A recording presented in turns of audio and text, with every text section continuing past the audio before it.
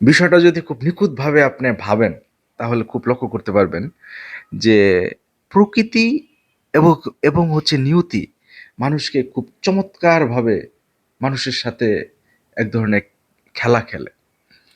উদাহরণটা এরকম, যেমন এখন ধরেন শীতকাল।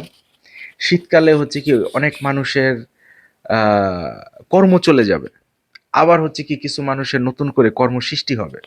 যেমন হচ্ছে যারা আ খেজুরের রস মানে ওই যে খেজুরের রস কাটে, তাদের হচ্ছে কি এই একটা কাজ সৃষ্টি হবে। আবার কিছু যারা হচ্ছে কি মাঠে কাজ করে, একেবারে কি বলে প্রান্তিক কৃষক পর্যায়ের মানুষ, তাদের অনেকে হচ্ছে কি শীতের কারণে সকালবেলা সে কাজ করতে পারবে না।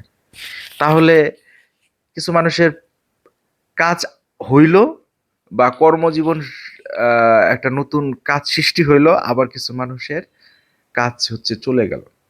ঠিক এরকম যেমন আমরা যেই যুগে, যেই টেকনোলজিক্যাল যুগে আমরা বসবাস করতেছি, এই যুগেও দেখবেন হচ্ছে কি টেকনোলজিক্যাল অনেক বিষয়ের কারণে অনেক মানুষের কিন্তু হচ্ছে কি প্রতিদিন প্রতিনিয়তি প্রতিনিয়তই হচ্ছে কি কর্ম থেকে তারা দূরে সরে যাচ্ছে।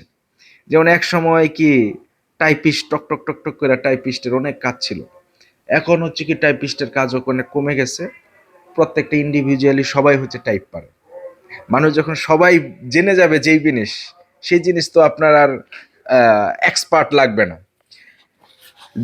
আহ, অন্যদিকে দেখেন আপনার টেকনোলজিক্যাল, এক সময় আমরা ছোটবেলা থেকেই একটা এই হায়ার ম্যাথ ফিজিক্স কেমিস্ট্রি পড়ার জন্য কত দূর দূর হচ্ছে কি সাইকেল চালায় যেতাম স্যারের কাছে জিনিসটা বুঝতে।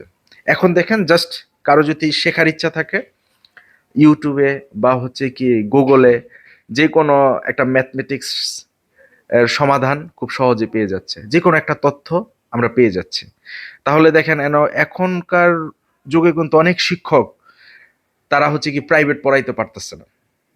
তাদের হচ্ছে কি আবার কিছু আমরাও দেখছি অনেক শিক্ষক ছিল তারা খুব রিনাউন্ড, তারা কোনো প্রতিষ্ঠানের সাথে যুক্ত ছিল না, বাট শিক্ষকতা করে তার জীবনটা অতিবাহিত করত।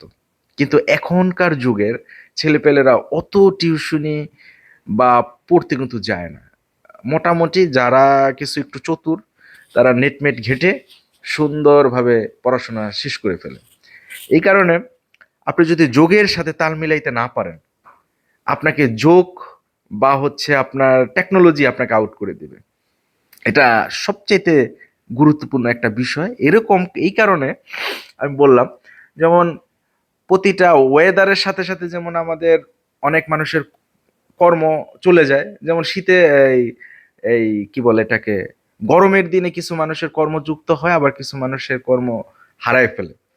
বর্ষার সিজনেও কিছু মানুষের কর্ম আমরা খুঁজে পাই, যে এই মানুষের কর্মপদ সৃষ্টি হয়েছে, আবার কিছু মানুষের কর্ম